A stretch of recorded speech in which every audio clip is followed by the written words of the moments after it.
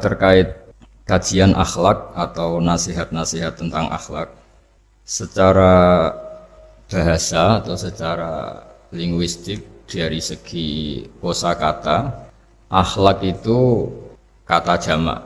Jadi kalau orang baik secara fisik, orang Arab bilang kholqon secara fisik. Kalau secara moral, orang Arab bilang khuluq atau akhlak. Lalu urgensinya dengan kita sebagai bangsa, sebagai umat Islam atau sebagai manusia, itu beberapa nabi, di antara pujian Allah kepada para nabi adalah karena kebaikan akhlaknya. Lalu kebaikan akhlak ini punya urgensi dalam agama jika akhlak itu benar secara hukum, secara halal haram. Ini yang jarang orang mengingatkan. Jadi misalnya begini, senyum itu sunat, itu baik gitu. Oke, kita sepakat senyum itu sunat. Tapi para penipu itu juga senyum. Karena kalau tidak senyum itu tidak bisa nipu gitu. Mungkin wanita nakal ya juga senyum. Orang-orang bisnis yang bodong biasanya cara ngerayu juga pakai senyum. Maka senyum ini berstatus nilai ibadah setelah kepastian target itu halal atau dalam konteks sesuatu yang disahkan agama. Sekali ndak, maka yang menjadi tidak halal. Ya, tadi senyumnya orang yang mau nipu, senyumnya lembaga-lembaga atau apa yang bodong atau apa sajalah. Nah, ini yang jarang orang mengkaji. Maka sebelum mengkaji tentang akhlak itu penting, itu dikaji dulu status halal haramnya. Ya kayak tadi misalnya senyum itu sunat, senyum itu ibadah, kata Rasulullah tasaddaku walau bitalqati wajhin, bersedekahlah meskipun hanya dengan senyum. Itu setelah ada kepastian status apa? Halal. Tapi jika orang itu mau nipu itu juga pasti senyum. Orang yang mau menggoda lelaki juga pasti senyum. Lelaki yang goda perempuan juga senyum. Dan kadang konteksnya ada dalam hal-hal yang dibenarkan syarak. Sehingga kepastian halal haram ini nomor satu. Terus kedua, akhlak ini yang menurut disiplin fikih, ini memang agak jelimet ya, tapi nanti Anda mudah memahami. Akhlak, misalnya ekspresi senyum atau ceria, itu dianggap sunat. Kalau dalam fikih dianggap sunat. Sunat itu ya tidak sampai wajib. Tapi ada konteks tertentu yang sunat ini menjadi wajib. Misalnya kita sebagai dai ya, sebagai ustadz itu, orang-orang yang nakal ini bawaannya senyum, ramah. Tapi kita yang ustadz ini bawaannya merengut, cemberut. Sehingga kecenderungan orang itu ngidolakan yang nakal. Nah ini penting saya jelaskan supaya orang itu bicara akhlak. Akhlak itu tadi saya katakan, senyum itu baik, ramah itu baik. Tapi setelah status hukumnya itu halal. Gitu. Jadi kalau sebelum status hukum itu halal, ini ya ramahnya menjadi tidak baik. Misalnya kamu punya istri cantik, kemudian dia ramah sama lelaki siapapun, kamu kan pusing. Terus alasannya ramah itu, makanya di Quran diingatkan, fala takhdu'na bil qawli fayatma alladzi fi qalbihi marad.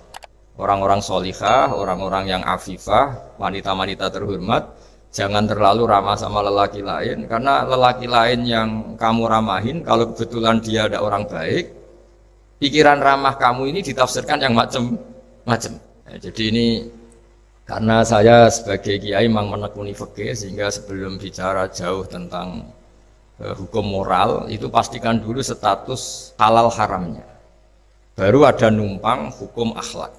Sodako juga gitu, banyak orang dermawan gitu, ternyata nyuwun sewu memang uang korupsi sehingga mudah ngasih orang banyak. Pas uangnya sendiri ternyata berat. Ini belum bisa dikatakan sodako karena bawaannya dermawan, karena uang saya saja. Jadi kepastian hukum ini harus ada dulu. Makanya dalam Islam fikih itu nomor satu, hanya nomor satu itu ya kepastian hukum.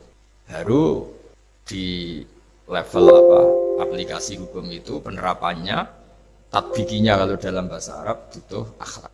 Terus ketiga, cerita-cerita akhlak itu yang paling fenomenal itu kata banyak mufassir.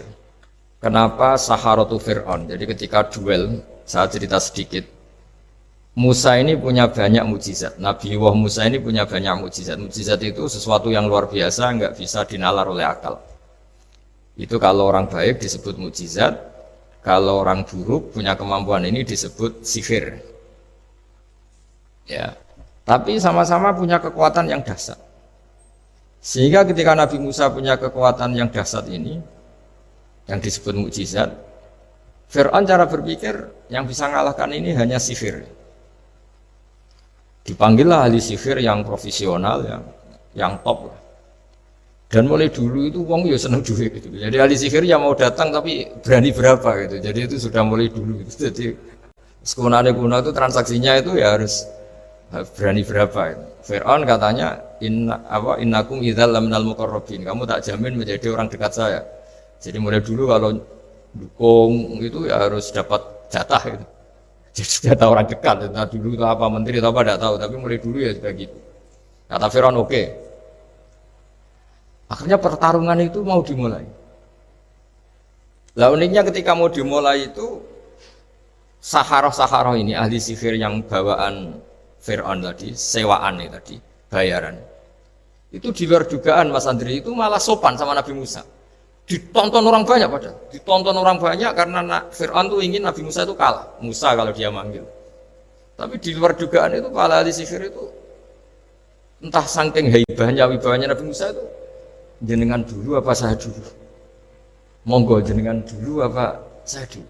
Imma antulkiyah wa imma anahnul mulkin. Monggo jenengan dulu atau kita dulu. Jadi harusnya secara teori tarung itu semakin menteror atau ada gebrakan yang mengagetkan ini kan lebih mudah mengalahkan Musa. Tapi enggak, malah Musa ditanya, wahai Musa, imma antulkiyah wa imma anahnul mulkin. Monggo jenengan dulu atau kita dulu. Nabi Musa juga membalas yang sopan. Enggak, kalian dulu saja. Nah itu kata para ahli tafsir. Barokahnya akhlak yang dilakukan Saharatu Fir'aun ini, al-qawwa fi qulubihim al-iman. Allah saat itu juga memberi iman. Jadi barokahnya sopan sama Nabi siapa? Musa. Jadi barokah akhlak paling fenomenal dalam dunia tafsir adalah ketika Saharatu Fir'aun mendapat berkahnya adab, berkahnya akhlak sampai iman. Sehingga kalau dalam khazanah-khazanah Islam, amal yang paling mudah diterima Allah itu diantaranya satu itu akhlak, dua sedekah. Dalam cerita-cerita kitab yang saya pelajari, sedekah juga gitu. Ada orang itu saking bejatnya, dia seorang kaya raya. Itu saking bejatnya itu cara berpikir itu menurut dia ya rasional, tapi ngawur sekali. Dia punya putri cantik gitu. Ya tentu dia yang rawat. Terus dia ngenangan itu, wong anakku ayu dirabi wong liya. Walhasil itu dia punya rencana menikahi anaknya sendiri. Itu kan sebejat-bejatnya orang. Dan dia cara berpikir itu begitu, memang namanya orang Majusi, tidak beragama. Tapi ketika dia, banyak ulama yang bilang namanya orang ini Bahram.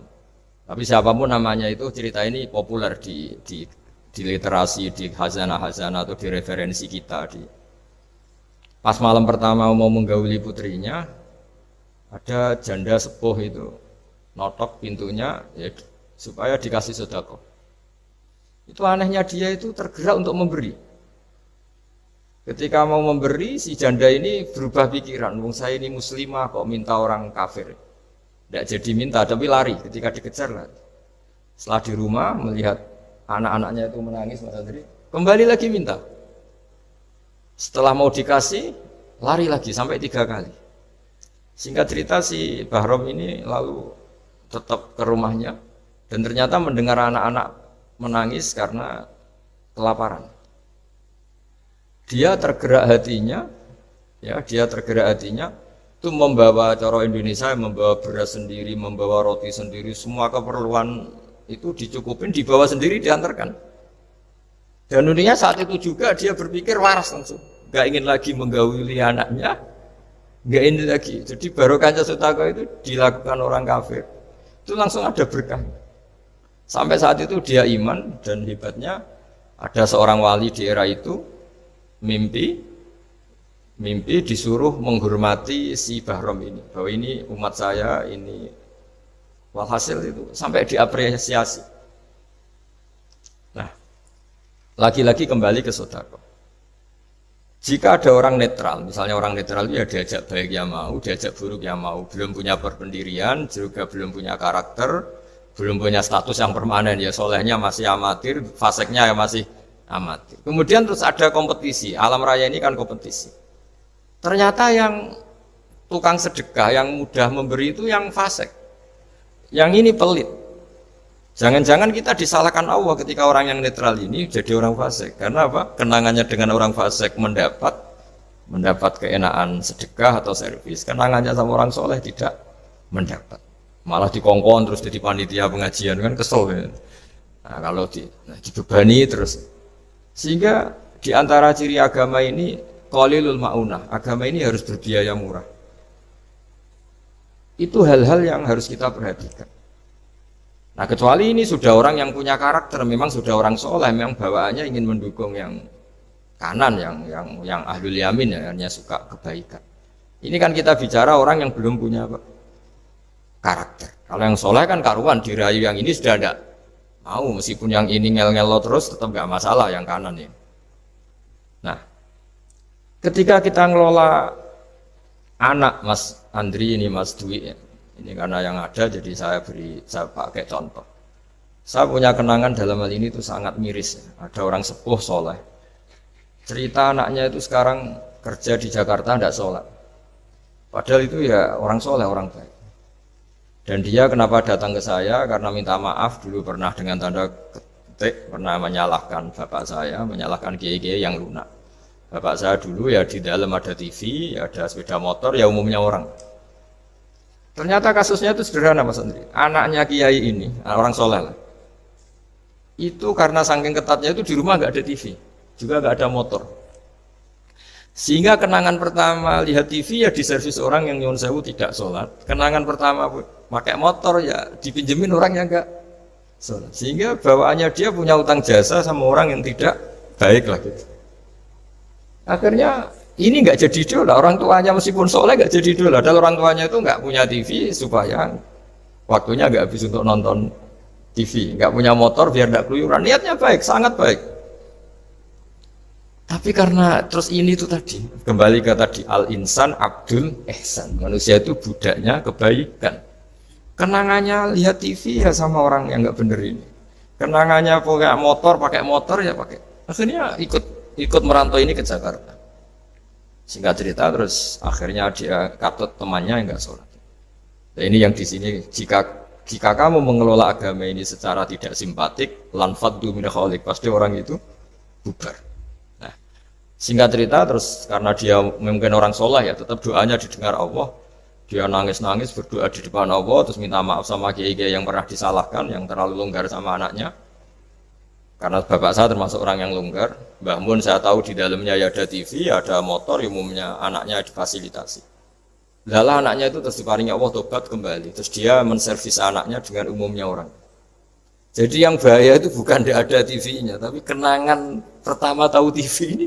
Bagi anak yang nggak pernah lihat TV itu kan diberi hak lihat TV itu spesial, sama bagi anak yang sama sekali nggak ada motor itu kan dikasih pinjaman motor itu kan spesial. Jadi kesimpulan dari ngaji akhlak ini harus dikawal supaya mengawal kebaikan. Jangan sampai anak kita, keluarga kita punya utang jasa sama orang yang nggak benar sehingga dia ngidolakannya orang yang nggak. Ya tadi misalnya kadang-kadang orang nggak benar itu ketemu temannya, ayo ngopi-ngopi, beres. Yang ini kita sebagai orang tuanya mau ngopi saja tanya, jam segini kok ngopi? Apa saja salah. Jadi bawaannya di rumah disalahin, bawaannya di luar dibebasin. Akhirnya kenangannya kan ini buruk. Ini hal-hal seperti ini yang kita harus hati-hati lah ngelola kebenaran. Makanya ada cerita di kitab Risalah Qusyariyah juga diulang lagi di Ihya. Ada orang Majusi. Ya bayangkan dulu itu kan padang pasir, di jalan nggak ada air, juga nggak ada warung Mas Andri, juga nggak ada ATM. Jadi bayangkan dulu. Jadi cerita ini harus dibayangkan dulu. Kalau sekarang kan nggak kebayang ada orang kelaparan di perjalanan. Makanya dulu tuh hukumnya ekstrim. Siapa yang iman billah wal yaumil akhir harus memuliakan tamunya. Dulu itu ukuran memuliakan tamu itu nomor satu ya dikasih makan. Sehingga kalau ada tamu dari jauh Nabi itu kalau nggak bisa ngasih makan dilelang.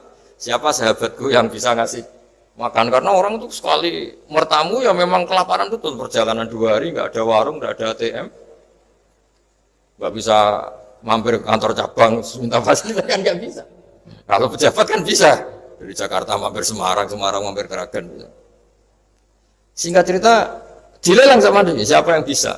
Masyhur kan cerita itu, ada orang yang sebetulnya miskin, saya ya Rasulullah, ternyata yang dikasihkan itu makanan jatah apa? Anaknya, kan masyhur cerita itu. Kata dia pulang, terus lampunya pura-pura dimatikan, terus anaknya disuruh menidurkan, terus dia pura-pura nemani makan, padahal hakikatnya yang makan hanya tamunya. Saat itu juga Allah menurunkan wahyu kepada Rasulullah SAW. Allah memuji perilaku sahabat ini karena bisa ngasih makan tamu.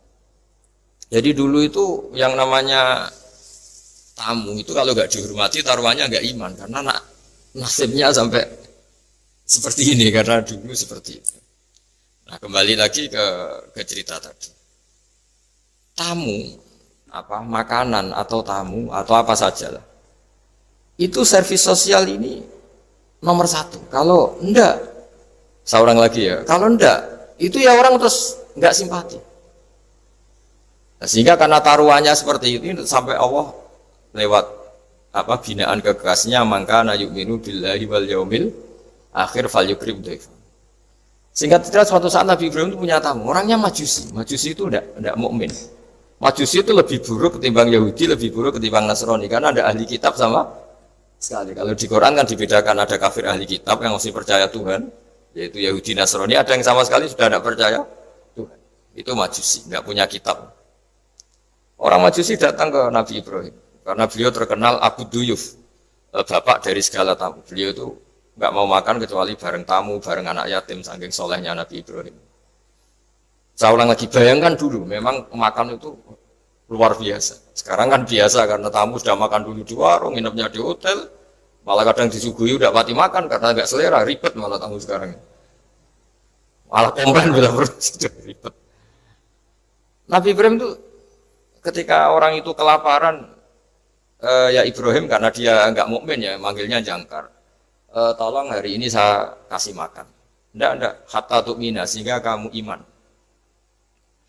Singkat cerita orang ini frustasi karena ini tokoh. Nabi Ibrahim itu tokoh-tokoh besar muslim ya tentu. Akhirnya dia putus asa.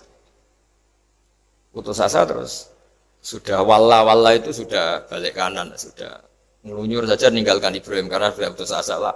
Saya Majusi, dia Nabi, dia tokoh Islam, pasti tidak ngasih makan. Apa yang terjadi? Saat itu juga Allah, karena beliau Nabi, bisa komunikasi dengan Allah, dapat wahyu. Lihat orang itu umur berapa? 70 kira-kira gitu, atau 60. Kata Allah, orang itu baru ini loh kelaparan katanya. Dan baru ini juga minta kamu kan, iya. Dan kemarin-kemarin tidak pernah kelaparan ya baru ini ya. Kata Allah, saya yang Tuhan saja ngasih makan dia padahal tidak iman sama saya. 60 tahun. Kamu diminta untuk 1 hari saja kok mensyaratkan apa? Iman. Udah panggil saja supaya makan di kamu. Salah hasil. Dipanggil akhirnya sama Nabi Ibrahim dikejar. Udah, ayo makan ke saya. Gitu. Ya gimana? Ya udah, usah syarat iman, pokoknya makan saja. Nah, sudah si makan sama Nabi Ibrahim di servis, tanya orang itu. Kok kamu mendadak baik tadi sini sih? Itu ya, ditegur Allah. Saya salah katanya. Loh, Allah yang Tuhan itu, menurut kamu Tuhan itu betul negur kamu? Iya. Dia nangis.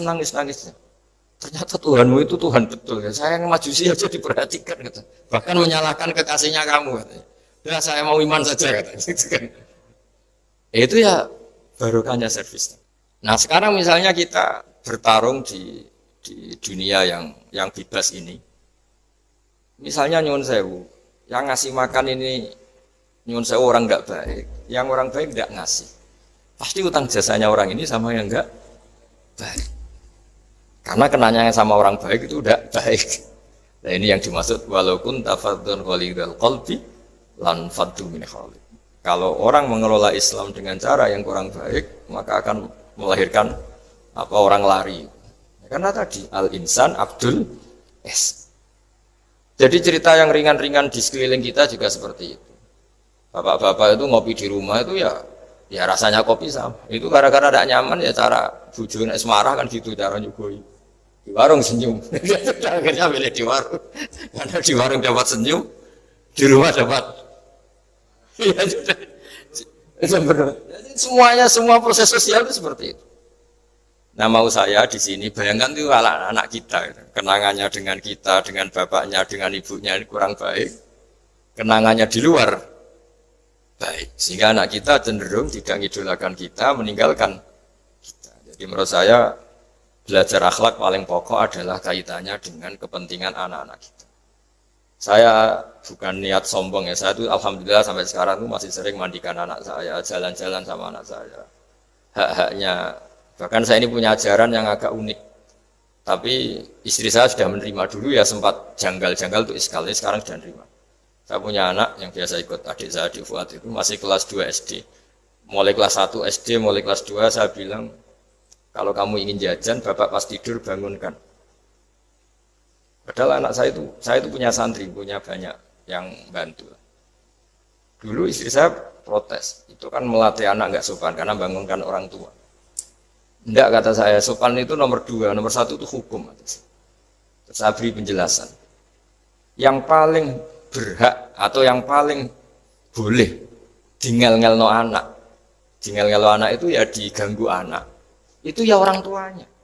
Masa anak mau jajan, yang harus ribet pembantu, mana anak mau jajan yang harus ribet orang, yang paling boleh diganggu oleh anaknya ya orang tua. Itu hukum kata saya. Akhlak nomor 2. Sehingga barokahnya hukum itu, saya ulang lagi, barokahnya hukum itu, kalau anak ini terpaksa pembantu itu pas lalai, pas kita tidak nyalahkan, kan kewajibannya di kita. Akhirnya kita menjadi tahu, baru istri menjadi tahu, yang paling berhak diganggu anak ya orang, itu hukum. Nah akhlak itu baru nomor 2, ganggu itu ya dikira-kira lah pas bangun atau pas rileks. Tapi itu nomor 2, itu namanya moral. Moral itu sunat, tapi kalau hukum itu nomor 1. Sehingga akhirnya orang tua, anak ini senang. Betapa baiknya orang tua kita, pas tidur saja dibangunin mau, demi kepentingan dia. Akhirnya anak ini punya kenangan baik sama orang tua. Pas tidur saja bapak diajak mau. Apalagi pas happy. Nah karena kenangannya baik, ya idolanya orang tuanya. Ketika idolanya orang tuanya dan kita orang baik, mau ngajak sholat ya gampang, mau ngajak ngaji ya. Bayangkan kalau kenangannya dia dimintai uang nggak boleh, bentak, salah jam kayak atau salah jadwal atau apa, salah momentum. Masa anak kecil diwalate salah pakai momentum, pakai apa ini? Nah, ketika kita ngangkon belajar sudah susah karena kenangannya enggak baik. Jadi kunci daripada lah ini, makanya saya bilang berkali-kali. Oke, kita belajar akhlak, belajar moral, tapi nomor 1 itu hukum. Saya ulang lagi hukum. Karena agama ini ciri khasnya itu hukum. Hukum itu ketentuan. Jadi aturan Islam itu detail. Misalnya saya belum haji. Ya sudah. Sebagian harta saya jatah untuk haji itu sudah tidak milik saya, harus dianggap miliknya haji. Sehingga kalau saya meninggal setiap saat, yang boleh diwaris oleh anak cucu saya hanya yang melebihi dari biaya haji. Makanya di Indonesia disebut gaji amanat. Gaji amanat itu orang yang sebetulnya sudah mampu haji tapi tidak kober haji. Itu kalau sudah meninggal harus ada jatah haji yang dianggarkan untuk haji apa? Amanat. Baru sisanya boleh waris. Karena ini hukum. Nah nanti di akhirat juga Allah pakai hukum. Kalau ada anak nggak sholat, yang pertama disalahkan orang tuanya. Kenapa ini tidak sholat? Semua kesalahan anak-anak kita adalah dibebankan ke kita. Ya jadi saya mohon cerita-cerita akhlak ini jangan sampai hanya nyuwun sewu moral dengan arti kenyamanan sosial, tapi kembalikan ke Allah dan apa? Rasul. Sehingga ini yang terakhir saya cerita hadis yang populer sekali. Ada 3 hadis yang populer dan ini sampean semua pasti hafal. Maka na yu'minu billahi wal yaumil akhir fal yukrim jaruhu. Terus ada yang fal yukrim dhaifahu. Terus yang ketiga fal yakul khairan aw liyasmut. Berkata baik atau kalau enggak bisa berkata baik ya apa dia. Nah, itu uniknya Islam itu apa Mas Dwi? Uniknya Islam itu tidak pernah membolehkan umatnya terdikte oleh sosial, Mas Andri, enggak boleh. tapi hanya terdikte oleh ketentuan Allah dan Rasul. Jadi Allah cara ngendikan, kalau kamu iman kepada Allah dan Rasul, iman kepada Allah artinya apa? Allah memerintahkan kita berbuat baik sama tetangga, sama tamu. Maka lakukan itu. Sekali tidak demi Allah dan Rasul, berarti Anda didikte oleh hukum sosial. Kalau tetangga baik ya kita baik, kalau dia buruk ya kita ikut buruk. Itu artinya apa? Kita tidak didikte oleh hukum Allah dan Rasul, tapi didikte oleh hukum apa? Sosial. Islam itu agama yang hubungannya manusia itu dengan Allah, bukan dengan sosial. Sehingga ketika baik sama tetangga pun itu karena perintah Allah. Sehingga kalau suatu saat kecewa tetangga kita itu kurang ajar misalnya, ya kita tetap nyaman saja karena kita baik itu atas perintah. Makanya masyhur di kalangan ahli hadis ada dawuh Nabi, la takunu imma'atan. Taquluna in ahsanan nas ahsanna wa in dolamuna dolamna. Kamu jangan jadi orang yang didikte sosial. Kalau orang baik kamu baik, kalau orang buruk kamu ikut buruk. Itu namanya orang yang nggak punya prinsip. Tapi walakin wattinu anfusakum, kata Rasulullah. Kuatkan prinsip kamu, jika manusia baik kamu akan baik, dan manusia ketika buruk kamu pun tetap ingin baik. Nah, dengan demikian itu berarti kebaikan kamu itu atas perintahnya Allah dan Rasul, bukan atas nama sosial. Sehingga misalnya ada orang birrul walidain, ibunya bawaannya cerewet, mbahnya cerewet, ya tetap baik. Tapi kalau kamu didikte sosial, sekali ibu kamu bawel, malas lah ketemu ibu bawel. Nah, ini berarti kamu belum didikte Allah dan Rasul, tapi didikte hukum apa? Sosial. Sehingga untuk menutup mauidhah ini, saya sering cerita di mana-mana di kitab Ihya itu ada cerita, ada seorang pemuda yang kurang ajar sekali. Ada kiai dipanggil, Pak Yai silahkan ke rumah saya. Ya kira-kira cara sekarang mungkin 500 meter datang. Setelah sampai depan rumahnya, sudah Pak Yai saya tidak punya kebutuhan sama kamu. Itu kiainya senyum, rileks. Setelah sampai rumahnya dipanggil lagi, Pak Yai mohon ke rumah saya. Kiainya ke situ lagi asik kan. Terus setelah sampai rumahnya pemuda tadi, sudah pulang aja saya tidak butuh kamu. Sampai 3 kali. Dan kiainya tuh asik, ceria gitu. Pemuda itu kagetnya bukan main. Kenapa Pak Kiai tidak tersinggung? Malah senyum-senyum. Jong kata orang Jawa ini. Ini cerita di Ihya. Saya tuh senang sekali nuruti perintah Allah. Allah menghentikan, saya disuruh hormat tetangga. Lah kamu tetangga saya. Dan saya alhamdulillah bisa nuruti karep kamu. Disuruh ke kamu, saya ke kamu. Dan sekarang karep kamu saya pulang, ya saya pulang. Syukur sekali hari ini saya bisa nuruti perintah Allah sampai 3 kali. Nangis pemuda itu.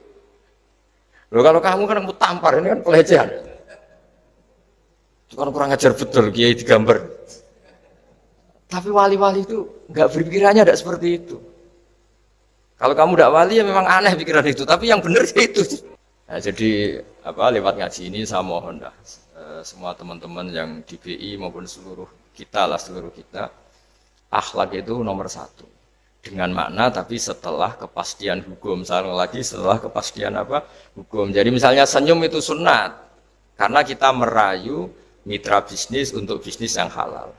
Tapi kalau bisnis kita bodong, ya semua orang ingin nipu kan ya pasti senyum lah. Berarti yang pahalanya besar ya orang-orang penipu karena senyumnya lebih sering dibanding yang enggak.